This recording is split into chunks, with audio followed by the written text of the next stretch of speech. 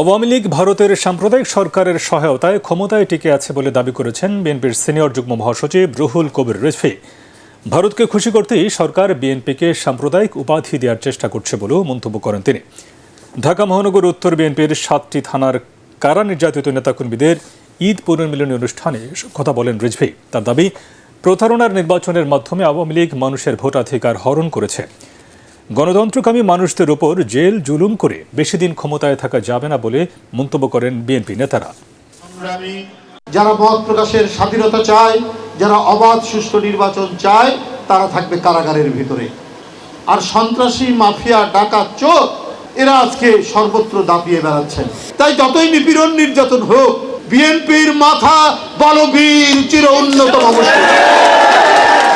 এই মাথা শেখ হাসিনা প্রবল দমন পীড়নের মধ্যেও এটাকে দমিয়ে রাখতে পারে।